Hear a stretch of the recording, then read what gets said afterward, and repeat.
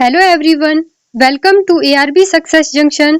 आज की वीडियो में हम डिस्कस करेंगे यूजीसी नेट पेपर 1 के 50 मोस्ट एक्सपेक्टेड क्वेश्चंस। तो चलिए स्टार्ट करते हैं आज की video. According to UGC regulation 2018 on plagiarism, which of the following percentage of similarity in the thesis would result in the cancellation of a student's registration in the program he or she is registered in? 42%, 53%, 58%, 61%। साहित्यिक चोरी पर UGC विनियम 2018 के अनुसार thesis में समानता के निम्नलिखित में से किस प्रतिशत के परिणाम स्वरूप उस कार्यक्रम में छात्र का पंजीकरण रद्द हो जाएगा जिसमें वह पंजीकृत है? Right answer is option 4, 61%। Levels of plagiarism. Plagiarism के 4 लेवल होते हैं, level 0, level 1, level 2 and level 3। Level 0 में सिमिलैरिटीज अप टू 10% होती है।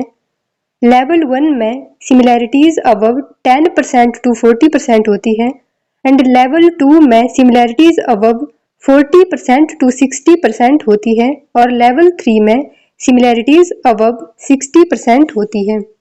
साहित्यिक चोरी के स्तर। साहित्यिक चोरी के 4 स्तर होते हैं, स्तर 0, स्तर 1, स्तर 2 और स्तर 3। स्तर 0 में 10% तक समानताएं पाई जाती है। स्तर 1 में 10% से लेकर 40% तक समानताएं होती है। स्तर 2 में 40% से लेकर 60% तक समानताएं पाई जाती है। स्तर 3 में 60% से अधिक समानताएं पाई जाती है। प्लेगरिज्म के लेवल देखने के बाद अब हम ये देख लेते हैं कि प्लेगरिज्म के केस में कौन कौन सी पेनल्टीज होती है। Penalties in case of plagiarism in submission of thesis and dissertations. Thesis और डिसर्टेशन के केस में अगर प्लेगरिज्म पाया जाता है तो कौन सी पेनल्टीज होती है? सबसे पहले बात कर लेते हैं लेवल 0 की। लेवल 0 के केस में सिमिलैरिटीज अप टू 10% होती है, जिसमें माइनर सिमिलैरिटीज होती है और इसमें किसी तरह की कोई पेनल्टी नहीं होती, नो पेनल्टी। लेवल 1 के केस में सिमिलैरिटीज अबव 10% टू 40% होती है और लेवल 1 में पेनल्टी होती है, such student shall be asked to submit a revised script within a stipulated time period not exceeding 6 month. Level 1 plagiarism के केस में स्टूडेंट से 6 मंथ के अंदर अपनी रिवाइज्ड स्क्रिप्ट सबमिट करवाने के लिए कहा जाता है। लेवल 2 जिसमें सिमिलैरिटीज अबव 40 टू 60% होती है, इस केस में पेनल्टी होती है, such student shall B divided from submitting a revised script for a period of 1 year. Level 2 plagiarism के केस में स्टूडेंट को 1 ईयर के लिए डिवाइड कर दिया जाता है और इस 1 ईयर में स्टूडेंट अपनी थीसिस को सबमिट नहीं करवा सकता। Level 3 similarities above 60%, such student registration for that programme shall be cancelled. Level 3 plagiarism के केस में स्टूडेंट की रजिस्ट्रेशन कैंसिल कर दी जाती है। Penalties in case of plagiarism in academic and research publication। Academic और रिसर्च पब्लिकेशन के case में अगर प्लेगरिज्म पाया जाता है तो उस केस में कौन कौन सी पेनल्टीज होती है? लेवल 0 के केस में माइनर सिमिलैरिटीज होती है और इस केस में नो पेनल्टी होती है। लेवल 1 के केस में shall be asked to withdraw manuscript. Level 2 के केस में shall be asked to withdraw manuscript, shall be denied a right of 1 annual increment, shall not be allowed to be a supervisor for a period of 2 years। Academic and research publication में अगर plagiarism पाया जाता है तो level 2 के case में सबसे पहले जो मैन्युस्क्रिप्ट होती है वो विड्रॉ कर ली जाती है, 1 ईयर का इंक्रीमेंट रुक जाता है और वो नेक्स्ट 2 ईयर तक किसी को सुपरवाइज नहीं कर सकता। लेवल 3 के केस में shall be asked to withdraw manuscript, shall be denied a right to 2 successive annual increment, shall not be allowed to be a supervisor for a period of 2 years। अगर academic और research publication के case में level 3 plagiarism पाया जाता है तो उस case में सबसे पहले जो मैन्युस्क्रिप्ट होता है वो विड्रॉ कर लिया जाता है और 2 ईयर का इंक्रीमेंट रोक दिया जाता है और नेक्स्ट 2 ईयर के लिए वो पर्सन किसी को सुपरवाइज नहीं कर सकता। Level 1 plagiarism typically involves what percentage of unoriginal content in a work, 0 to 10%, 10 to 40%, 41 to 60%, more than 60%। स्तर 1 साहित्यिक चोरी आमतौर पर किसी काम में अनौपचारिक सामग्री का कितना प्रतिशत शामिल होता है? Right answer is option B, 10 से लेकर 40% तक। According to UGC regulation 2018 on plagiarism, which of the following percentage of similarity in the thesis would require a student to submit a revised thesis within 6 months? 9%, 13%, 42%, 47%। साहित्यिक चोरी पर UGC विनियम 2018 के अनुसार thesis में समानता के निम्नलिखित में से किस प्रतिशत के लिए छात्र को 6 महीने के भीतर संशोधित थीसिस जमा करना होगा? Right answer is option second, 13%। Green muffler is used to reduce air pollution, water pollution, noise pollution, soil pollution. Right answer is option third, noise pollution. The national education policy 2020 recommended the integration of humanities at the undergraduate level with subjects of science, technology, engineering, mathematics, propaganda techniques. Right answer is option first, A, B, C and D। New Education Policy 2020 undergraduate level पर humanities के साथ stem course को integrated करने की बात करती है। Stem course में आ जाता है science, technology, engineering and mathematics. Identify the correct order of the following information about a research article according to the APA style of writing, journal article references, volume number, year of publication, DOI, title of articles, name of journal. Right answer is option second. APA style में सबसे पहले author का last name आता है, उसके बाद year of publication आता है, उसके बाद टाइटल ऑफ आर्टिकल आता है, उसके बाद नेम ऑफ जर्नल आता है, नेम ऑफ जर्नल के बाद वॉल्यूम नंबर आता है और सबसे लास्ट DOI नंबर आता है। इसीलिए इसका राइट आंसर है ऑप्शन सेकंड। जर्नल आर्टिकल्स में हम रेफरेंस लिखने के लिए APA और MLA स्टाइल का यूज करते हैं। APA की फुल फॉर्म है अमेरिकन साइकोलॉजिकल एसोसिएशन, MLA की फुल फॉर्म है modern language association. APA style में सबसे पहले ऑथर का लास्ट नेम आता है, उसके बाद ईयर ऑफ पब्लिकेशन आती है और सबसे लास्ट में पेज नंबर आता है। MLA स्टाइल में सबसे पहले ऑथर का लास्ट नेम आता है और उसके बाद पेज नंबर आता है। APA स्टाइल का यूज हम रेफरेंस राइट करने के लिए करते हैं और MLA स्टाइल का यूज हम वर्क साइटेड के लिए करते हैं। APA स्टाइल में हम सबसे पहले ऑथर का लास्ट नेम लिखते हैं और उसके बाद ऑथर के फर्स्ट नेम का इनिशियल लेटर लिखते हैं। MLA स्टाइल में हम सबसे पहले ऑथर का लास्ट नेम लिखते हैं और उसके बाद ऑथर का फर्स्ट नेम लिखते हैं। APA स्टाइल का यूज हम नेचुरल साइंस, फिजिकल साइंस और सोशल साइंस में करते हैं।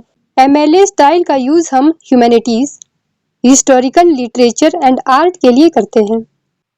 Which of the following electronic technology is the key technology for making the 4th generation electronic computer? Transistor based, IC based, vacuum tube based, microprocessor based। Right answer is option 4, microprocessor based। Which one of the following is an example of natural climate forcing? Greenhouse gases, volcanic eruptions, land use changes, tropospheric aerosols। निम्नलिखित में से कौन सा प्राकृतिक जलवायु बल का उदाहरण है।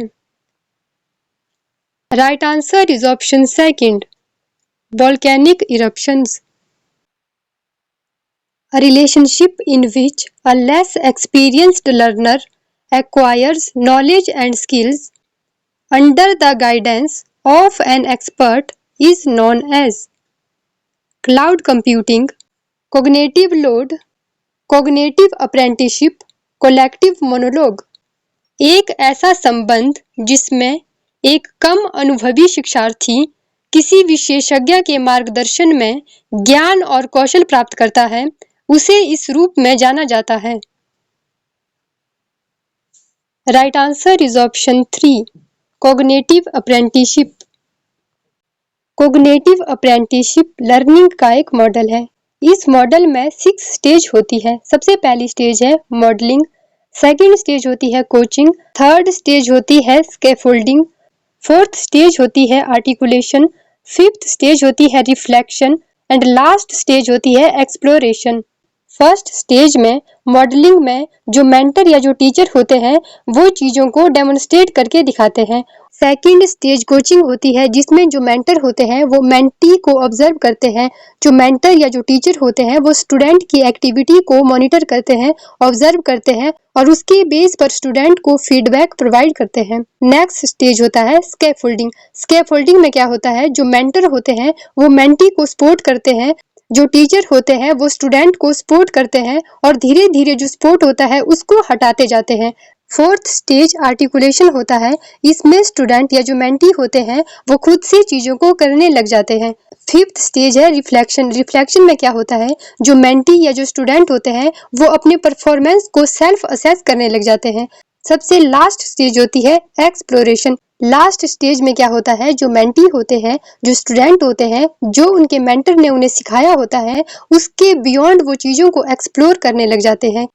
Suppose H0 null hypothesis, HA alternative hypothesis, mu is equal to population mean, mu H0 is equal to hypothesized mean. A researcher sets up H0, mu is equal to mu H0 and HA. Mu is less than mu H0. In this situation, the researcher would apply right-tailed test, left-tailed test, two-tailed test, half-tailed test.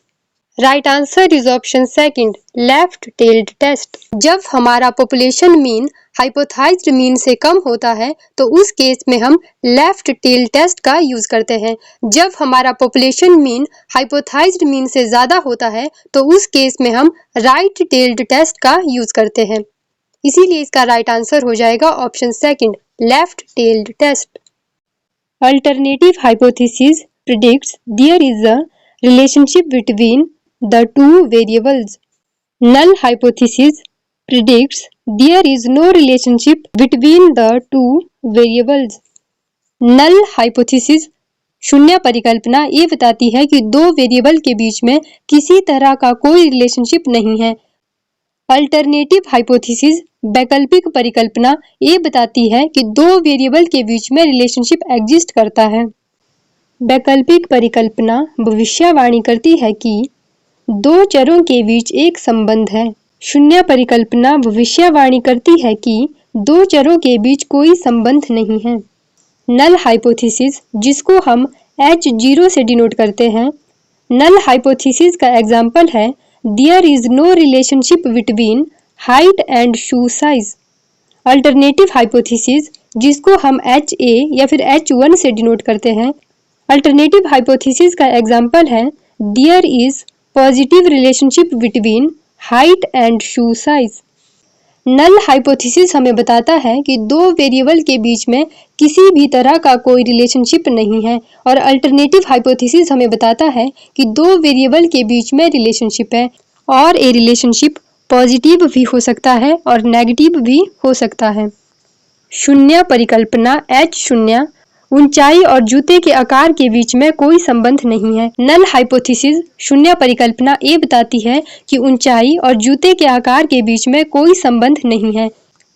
वैकल्पिक परिकल्पना alternative hypothesis जिसको HA या फिर H1 से denote किया जाता है, ये बताती है कि ऊंचाई और जूते के आकार के बीच में सकारात्मक संबंध है। अल्टरनेटिव हाइपोथेसिस ये बताती है कि हाइट और शू साइज के बीच में पॉजिटिव रिलेशनशिप है। इसका मतलब है कि जिस पर्सन की हाइट ज्यादा होगी उसका शू साइज भी ज्यादा होगा और जिस पर्सन की हाइट कम होगी उसका शू साइज भी कम होगा। और नल हाइपोथेसिस शून्य परिकल्पना ये बताती है कि हाइट और शू साइज के बीच में किसी तरह का कोई रिलेशनशिप नहीं होगा। यहाँ पर हमने एक एग्जाम्पल लिया है जिसके हेल्प से हम null hypothesis and alternative hypothesis के बारे में समझेंगे। Effect of biofertiliser X on plant growth. इस एग्जाम्पल में प्लांट ग्रोथ डिपेंडेंट वेरिएबल है और बायोफर्टिलाइजर एक्स इंडिपेंडेंट वेरिएबल है। नल हाइपोथेसिस हमें बताता है कि दो वेरिएबल के बीच में किसी तरह का कोई रिलेशनशिप नहीं है। और इस एग्जाम्पल में नल हाइपोथेसिस हमें बताता है application of biofertiliser X do not increase plant growth. इस एग्जाम्पल में नल हाइपोथेसिस ये बता रहा है कि फर्टिलाइजर एक्स प्लांट की ग्रोथ को इंक्रीज नहीं करेगा। अल्टरनेटिव हाइपोथेसिस हमें ये बताता है कि दो वेरिएबल्स के बीच में रिलेशनशिप एग्जिस्ट करता है। इस एग्जाम्पल में अल्टरनेटिव हाइपोथेसिस हमें ये बता रहा है कि application of biofertiliser X increase plant growth. इस एग्जाम्पल में अल्टरनेटिव हाइपोथेसिस ये बता रहा है कि डिपेंडेंट और इंडिपेंडेंट वेरिएबल के बीच में पॉजिटिव रिलेशनशिप है। इस एग्जाम्पल में अल्टरनेटिव हाइपोथेसिस ये बता रहा है कि जैसे जैसे हम बायो फर्टिलाइजर एक्स का यूज करेंगे तो फर्टिलाइजर के यूज से प्लांट की ग्रोथ इंक्रीज होगी। हम कभी भी अल्टरनेटिव हाइपोथेसिस को डायरेक्टली टेस्ट नहीं कर सकते, इसीलिए हम नल हाइपोथेसिस को टेस्ट करते हैं और उसी के बेस पर रिजल्ट निकालते हैं। अगर हमारी नल हाइपोथेसिस ट्रू है तो इसका मतलब है कि अल्टरनेटिव हाइपोथेसिस फॉल्स होगी और अगर हमारी नल हाइपोथेसिस फॉल्स है तो इसका मतलब है कि अल्टरनेटिव हाइपोथेसिस ट्रू होगी। नल और अल्टरनेटिव हाइपोथेसिस आपस में इनवर्सली रिलेटेड होती है। अगर एक ट्रू होगी तो दूसरी फॉल्स होगी और अगर एक फॉल्स होगी तो दूसरी ट्रू होगी। What was National Knowledge Commission's recommendations for minimum gross enrollment ratio to be achieved in higher education by 2015? 5%, 10%, 15%, 20%। उच्च शिक्षा में 2015 तक न्यूनतम सकल नामांकन अनुपात प्राप्त करने के लिए राष्ट्रीय ज्ञान आयोग की सिफारिशें क्या थी? Right answer is option 3, 15%। Which of the following national missions come under the National Action Plan for Climate Change? National Solar Mission, National Water Mission, National Green Hydrogen Mission, National Mission for Sustainable Agriculture, National Mission on Sustainable Habitat. Right answer is option 4, A, B, D and E. National Solar Mission, National Water Mission, National Mission for Sustainable Agriculture, National Mission on Sustainable Habitat plan for climate change के mission हैं। लेकिन option C national green hydrogen mission national action plan for climate change का mission नहीं है। National action plan on climate change के 8 mission हैं और इनको 2008 में अडॉप्ट किया गया है। फर्स्ट मिशन है national solar mission, second mission है national mission on sustainable habitat, third mission है national mission for sustaining the Himalayan ecosystem, fourth mission है national mission for enhanced energy efficiency, fifth mission है national water mission, sixth mission है national mission on strategic knowledge for climate change, seventh mission है national mission for a green India, eighth mission है national mission for sustainable agriculture. Which of the following is not a primary air pollutant? CO, NO, O3, SO2. Right answer is option 3, O3. O3 primary नहीं बल्कि secondary air pollutant है, इसीलिए इसका right answer है option 3। O3. Primary pollutants and secondary pollutants. Primary pollutants वो pollutant होते हैं जो सोर्स से डायरेक्टली एमिट होते हैं और सेकेंडरी पोल्यूटेंट्स वे पोल्यूटेंट्स होते हैं जो प्राइमरी पोल्यूटेंट्स के साथ रिएक्ट करके बनते हैं। प्राइमरी पोल्यूटेंट्स के एग्जाम्पल हैं carbon monoxide, nitric oxide, sulphur dioxide, ammonia, nitrogen dioxide, particulate matters BOCs। और सेकेंडरी पोल्यूटेंट्स के एग्जाम्पल हैं nitric acid, ozone, ammonium, sulphuric acid, sulphur trioxide, hydrogen peroxide. Write the following types of communication in proper sequence: group, public, mass communication, intrapersonal, interpersonal. Right answer is option first. सबसे पहले intrapersonal communication आता है, उसके बाद interpersonal communication आता है, उसके बाद ग्रुप कम्युनिकेशन आता है, उसके बाद पब्लिक कम्युनिकेशन आता है और सबसे लास्ट में मास कम्युनिकेशन आता है। इंट्रापर्सनल कम्युनिकेशन वो कम्युनिकेशन होता है जब एक पर्सन अपने आप से बात कर रहा होता है। इंटरपर्सनल कम्युनिकेशन वो कम्युनिकेशन होता है जब दो लोग आपस में बात कर रहे होते हैं। Which of the following concepts are related to mass communication?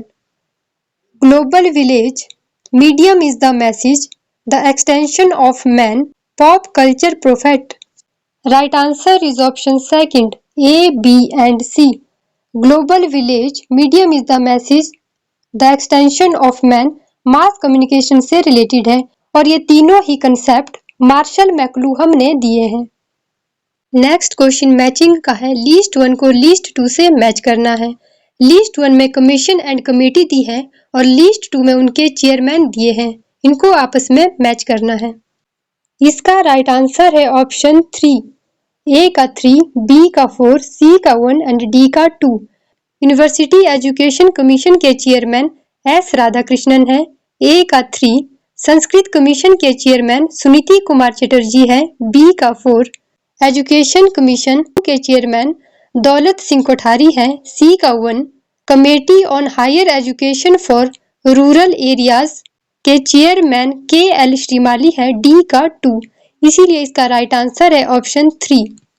International solar alliance ISA is the alliance of countries most of which lie between North Pole and Tropic of Cancer, between Tropic of Capricorn and South Pole, at equator, between Tropic of Cancer and Tropic of Capricorn. Right answer is option 4, between Tropic of Cancer and Tropic of Capricorn. ISA international solar alliance को 2015 में found किया गया है। इसका headquarter Gurugram Haryana में located है। More than 120 ISA की member country है। ISA की member country mostly tropic of cancer and tropic of capricorn के बीच में लाई करती है। ISA को इंडिया और फ्रांस ने फाउंड किया है।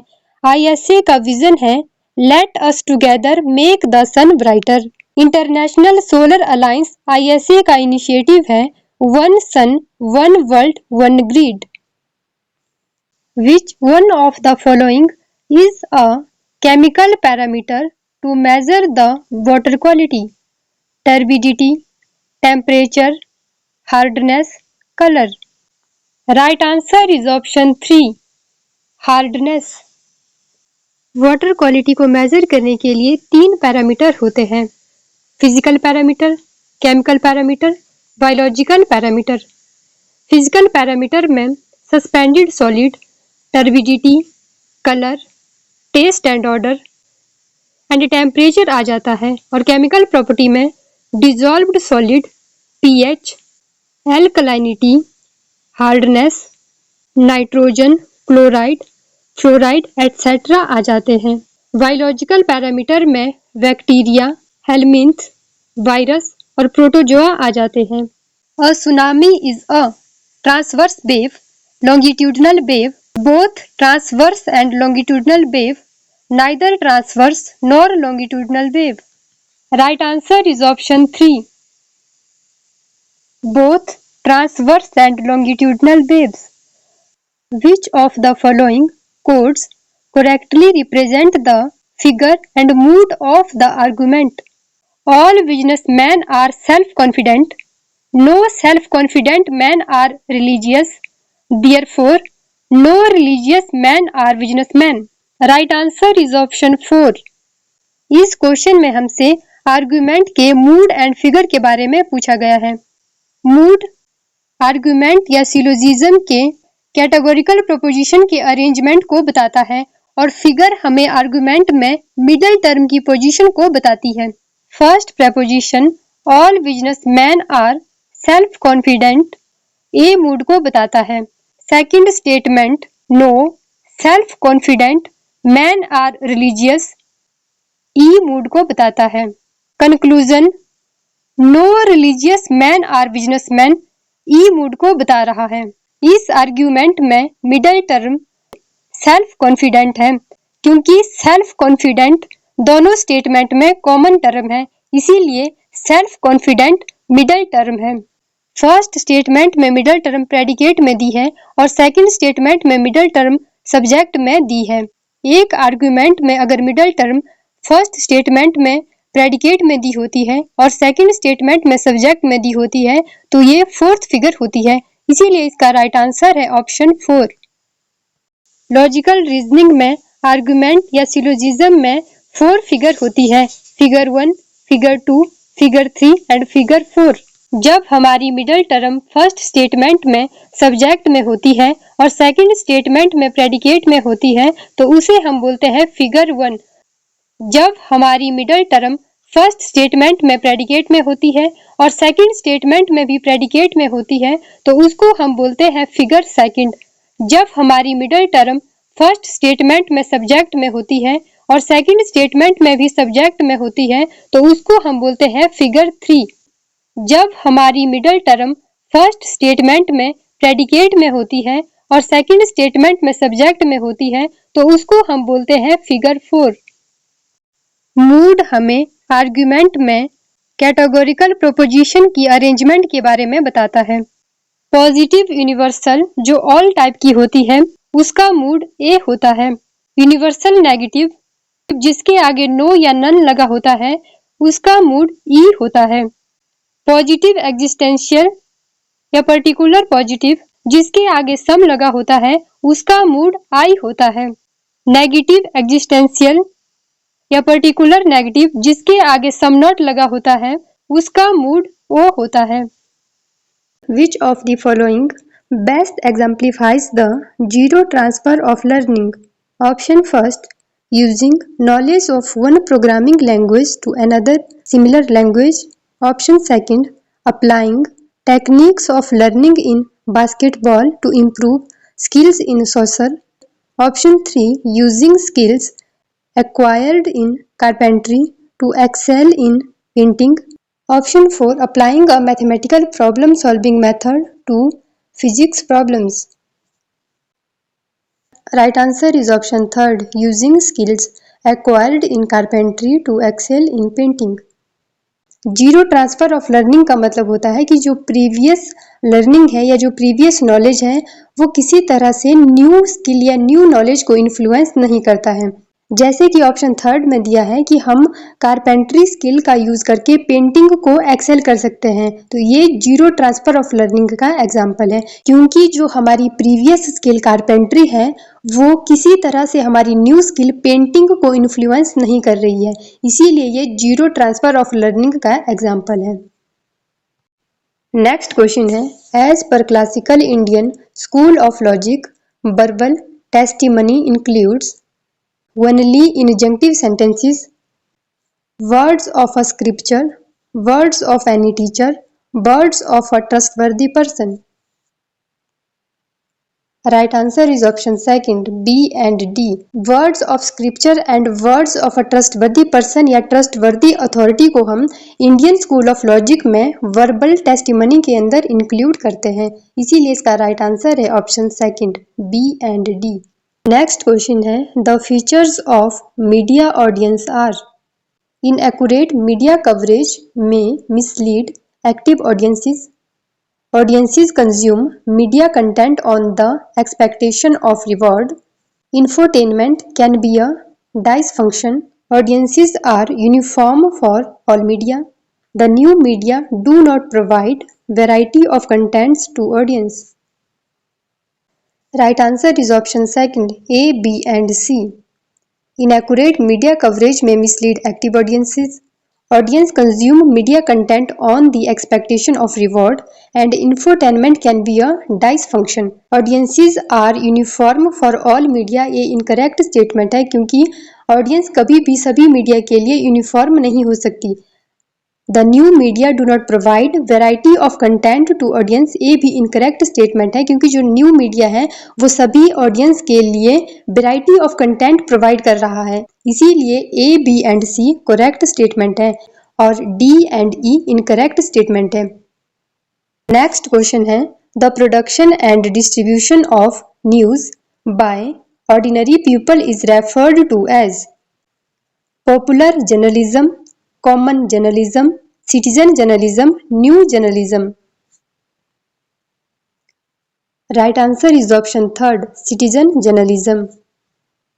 Next question है A SWAYAM course is classified based on the engagement of number of dash and number of video hours. Semesters, months, weeks, years. Right answer is option third, weeks. Next question है From the following, identify the propositions that are logically equivalent. No plants are animals. No animals are plants. All plants are non-animals. All non-animals are plants. जब भी हमारे सामने logical equivalent के question आते हैं तो इन question को सॉल्व करने के लिए हमारे पास दो मेथड होते हैं.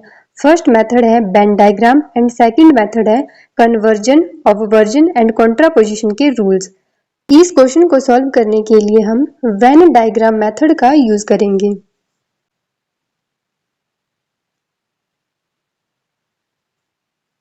हमारे पास ये स्टेटमेंट दी है no plants are animal.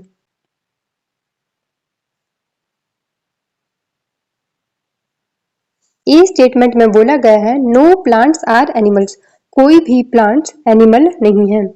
And B statement में बोला गया है नो एनिमल्स आर प्लांट्स, ये दोनों ही लॉजिकली इक्विवेलेंट है. No plants are animals and no animals are plant.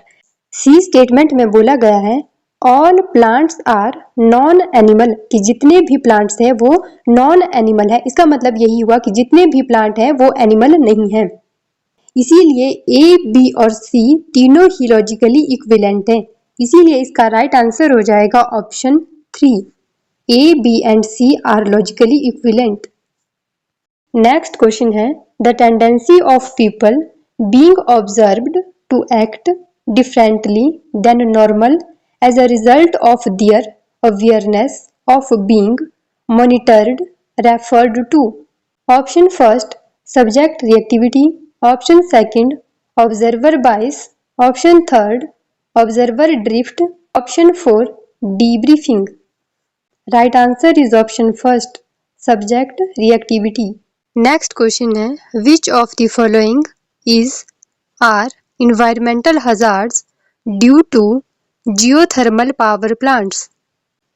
Noise pollution, production of SO2 and NOx, production of H2S, production of CO2.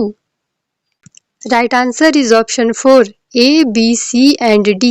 Noise pollution, production of SO2 and NOx, production of H2S, production of CO2.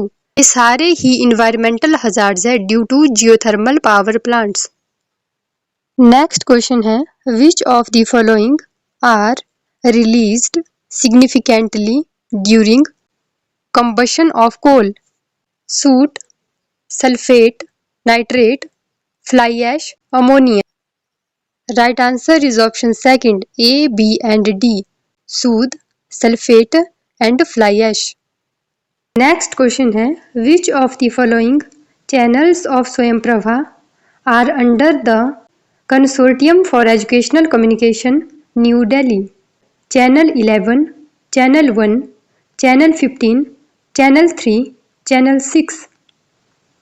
Right answer is option 4, B, D and E. Channel 1, Channel 3 and Channel 6. Identify the main preoccupations of quantitative researchers. Measurement, causality, description, generalization. Right answer is option 3, A, B and D. Measurement, causality and generalization. Next question matching का है। List 1 को list 2 से match करना है। List 1 में commission दिए हैं knowledge commission, council of education, Hunter commission, Kothari commission and list 2 में दी है major recommendations, grants for collegiate education, improvement of the teaching at the university level, establishment of 50 national universities, setting up a university in Bengal. Right answer is option 3, A का 3, B का 4, C का 1 and D का 2. A का 3 knowledge commission बात करता है establishment of 50 national universities की, and B का 4 काउंसिल ऑफ एजुकेशन बात करता है setting up a university in Bengal. C Hunter commission, C का 1 हंटर कमीशन बात करता है grants for collegiate education, and D का 2 कोठारी कमीशन बात करता है improvement of teaching at the university level. Next question है identify the correct order of the following storage devices A to D as per their increasing data storage capacity. डीबीडी, hard disk, CD ROM, Blu ray disc. Right answer is option first, C, A, D and B. सबसे कम storage capacity है CD ROM की, उसके बाद DVD की, उसके बाद ब्लू रे डिस्क की एंड सबसे ज़्यादा स्टोरेज कैपेसिटी है हार्ड डिस्क ड्राइव की. इसीलिए इसका राइट आंसर है option first, CD ROM, DVD, Blu ray disc and hard disk. Next question है which of the following methods of graphical representation of data would be useful for depicting proportions. Line charts, histograms, pie charts, scatter plots. Right answer is option 3, pie charts. Next question है value based education shall include universal human values such as isolation, non-violence, peace, righteous conduct, punishment to crime.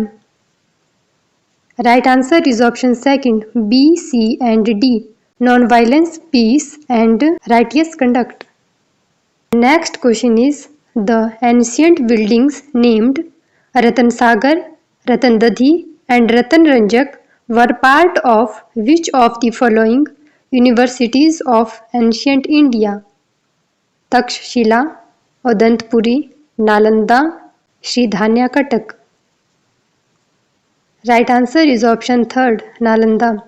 Nalanda university की library का नाम धर्मगंज था, जिसकी 3 building थी, रतन सागर, रतन दधी and रतन रंजक. इसीलिए इसका राइट आंसर है option 3, Nalanda. Next question matching का है. लिस्ट 1 को लिस्ट 2 से मैच करना है. लिस्ट 1 में दिया है आईसीटी टर्म एंड लिस्ट 2 में दिया है मीनिंग. लिस्ट 1 में दिया है software, web browser, PDA, firewall and list 2 में इनके मीनिंग दिए हैं. इनको आपस में मैच करना है. इसका राइट आंसर है ऑप्शन 3, ए का 3, बी का 1, सी का 4 एंड डी का 2. ए का 3 software. Software is a set of computer programs that enables hardware to perform different task. B का 1 web browser, the software that accesses and displays pages on the web.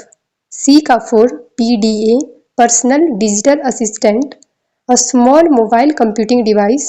D का 2 firewall, a mechanism that isolates a network from the rest of the internet, permitting only specific traffic to pass in and out. Software एक ऐसा set of programs होता है जो hardware को different task perform करने के लिए हेल्प करता है, एंड वेब ब्राउज़र एक ऐसा सॉफ्टवेयर होता है जो डिफरेंट पेजेस को एक्सेस एंड डिस्प्ले करता है on the web. And PDA personal digital assistant एक स्मॉल मोबाइल कंप्यूटिंग डिवाइस होता है। और फायरबॉल एक ऐसा मैकेनिज्म होता है जो नेटवर्क को इंटरनेट या रेस्ट ऑफ द इंटरनेट से अलग करता है। फायरबॉल स्पेसिफिक ट्रैफिक को ही आने और जाने की परमिशन देता है, इसीलिए इसका राइट आंसर है option third. Next question again matching का है। लीस्ट वन को लीस्ट टू से मैच करना है। लीस्ट वन में दिया है water treatment, primary, secondary, tertiary, advanced and list two में उसकी प्रोसेस दी है। इनको आपस में मैच करना है। इसका राइट आंसर है ऑप्शन सेकंड। ए का 3, बी का 4, सी का 1 एंड डी का 2। Primary treatment removal of large pieces such as stick, stone, rags, plastic etcetera. Secondary treatment removal after flocculization and coagulation of waste. Tertiary treatment removal of waste with the help of activated charcoal etc.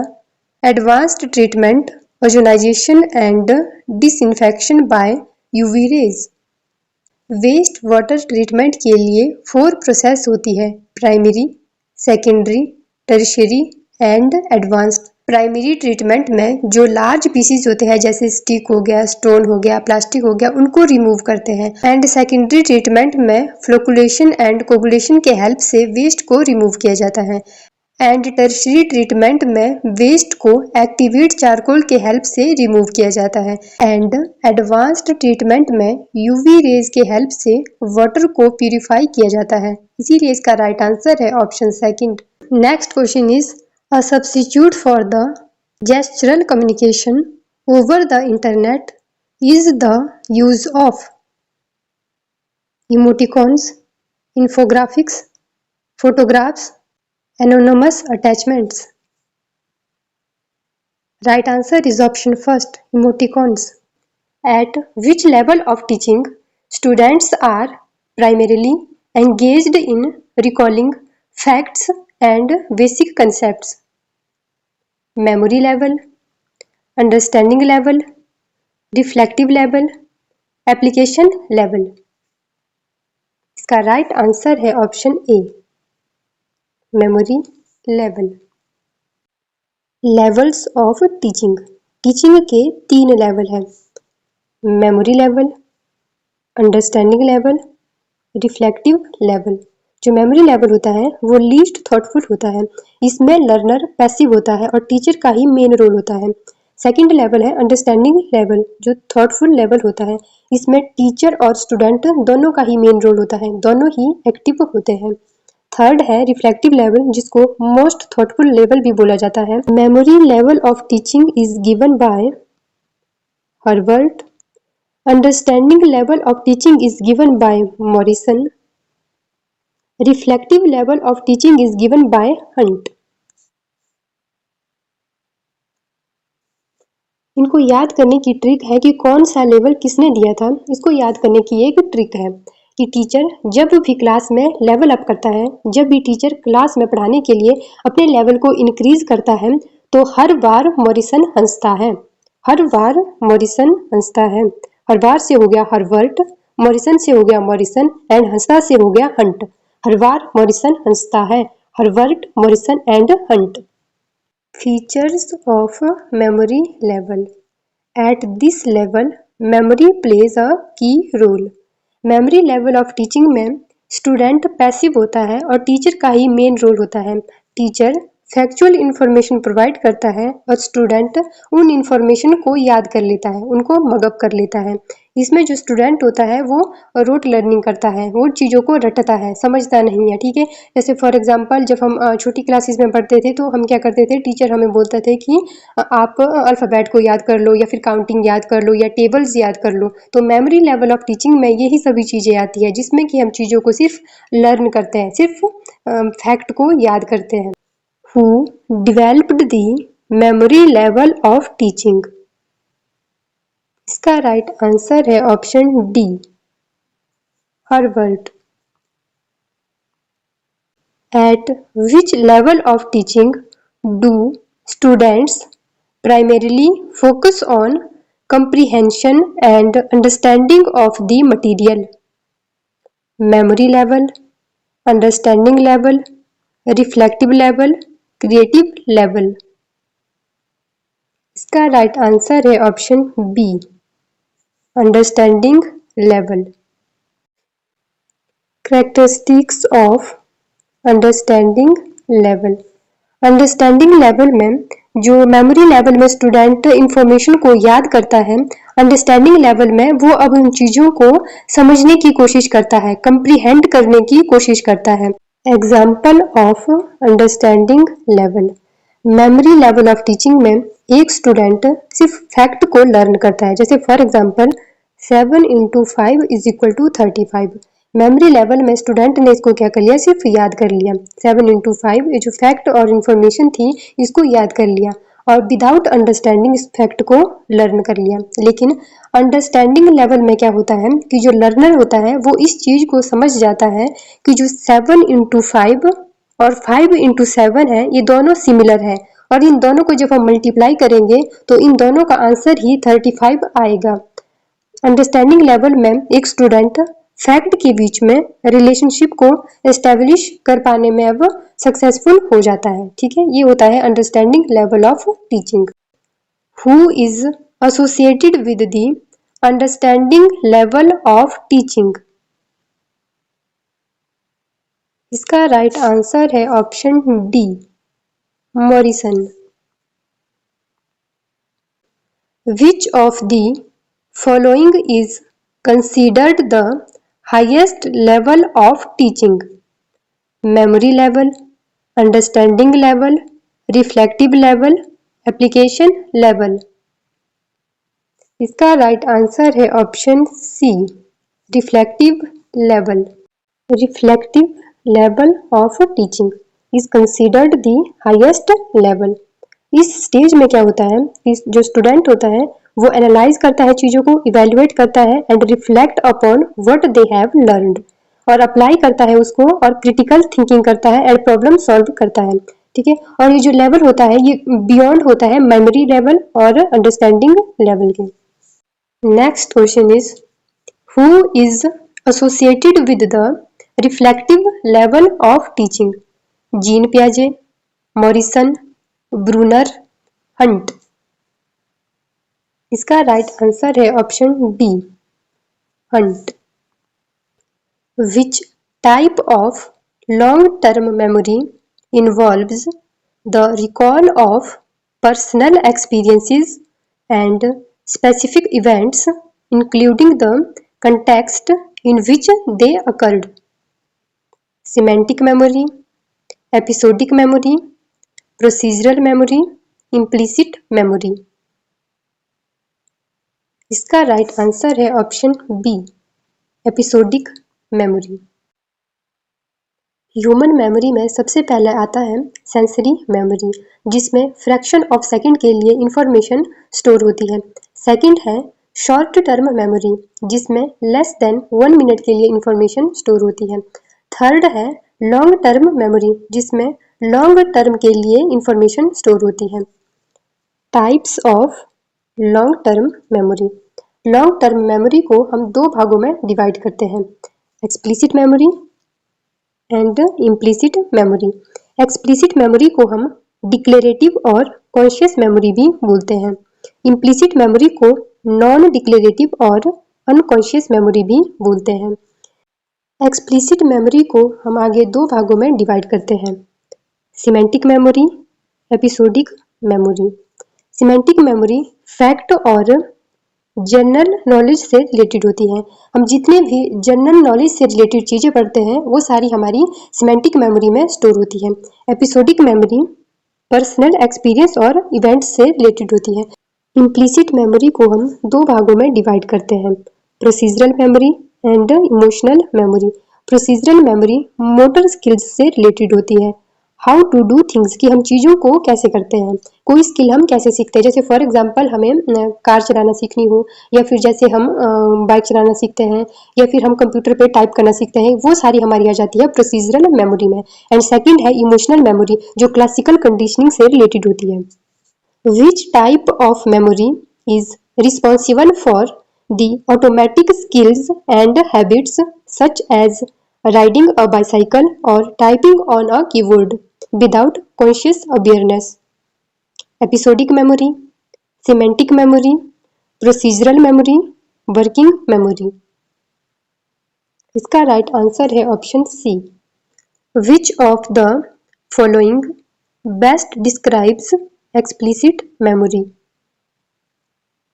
Memory for motor skills and actions performed unconsciously. Memory for factual information and personal experiences. Memory that influences behavior without conscious awareness. Memory for sensory experiences and immediate surroundings. इसका right answer है option B. Memory for factual information and personal experiences, क्योंकि जो factual information है वो हमारी semantic memory से related है और जो पर्सनल एक्सपीरियंसेस है वो हमारे एपिसोडिक मेमोरी से रिलेटेड है और ये दोनों ही एक्सप्लिसिट मेमोरी के टाइप है. इसलिए इसका राइट आंसर है option B. Which of the following is a key characteristics of micro teaching? Large group instruction, focus on multiple teaching skills simultaneously, teaching a small lesson to a small group of students, extended time duration for each teaching session. इसका right answer है option C. Teaching a small lesson to a small group of students. What is the primary purpose of micro teaching in teacher training programs? To increase the class size for better practice, to evaluate student learning outcomes, to provide teachers with targeted feedback and practice, to develop curriculum materials. इसका right answer है option C. To provide teachers with targeted feedback and practice. Which step is typically not part of a micro teaching cycle? Planning the lesson, delivering the lesson to a large audience, receiving feedback from peers and supervisors, reflecting and revising the lesson.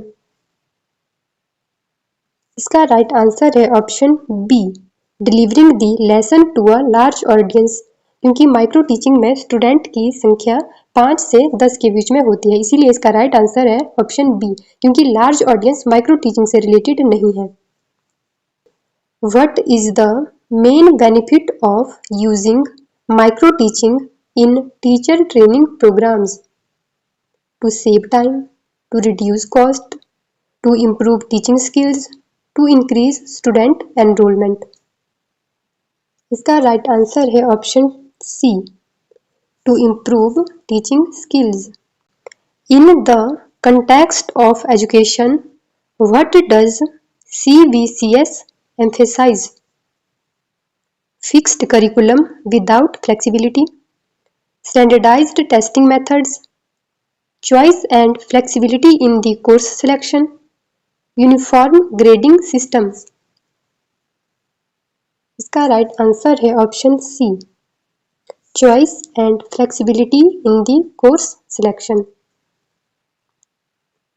In the choice based credit system, which of the following is not typically considered a type of course? Core courses, elective courses, foundation courses, certification courses. इसका right answer है option D. Certification courses, क्योंकि core courses, elective courses और foundation courses CBCS से related है, लेकिन certification courses CBCS से related नहीं है. Who introduce the concept of the zone of proximal development? इसका राइट आंसर है ऑप्शन सी. लेब वाइगोट्स्की. यहाँ पर हमारे पास 3 तरह के जोन हैं. फर्स्ट जोन में learner can do unaided, first zone में वे सारी चीज़ें आ जाती हैं जो कि लर्नर बिना किसी हेल्प से कर सकता है। और सेकंड जोन, जिसको हम जोन ऑफ प्रॉक्सिमल डेवलपमेंट भी बोलते हैं, इसमें वे चीज़ें आ जाती है जो लर्नर किसी की हेल्प से कर सकता है। मतलब वो चीज़ें वो खुद नहीं कर सकता, लेकिन अगर कोई उसकी हेल्प करे तो वो चीज़ें कर सकता है। Learner can do with guidance. And third zone वो जोन होता है जिसमें लर्नर कैन नॉट डू, जिसमें कि जो लर्नर होते हैं वो उस चीज़ को नहीं कर सकते, अगर कोई उनकी हेल्प करे तब भी नहीं कर सकते। ये है हमारा थर्ड जोन। आई होप आपको ये वीडियो हेल्पफुल लगी है। अगर आपको ये वीडियो हेल्पफुल लगी है तो इसी तरह की और वीडियोस देखने के लिए चैनल को सब्सक्राइब कर दीजिए, वीडियो को लाइक एंड शेयर कर दीजिए। Thank you.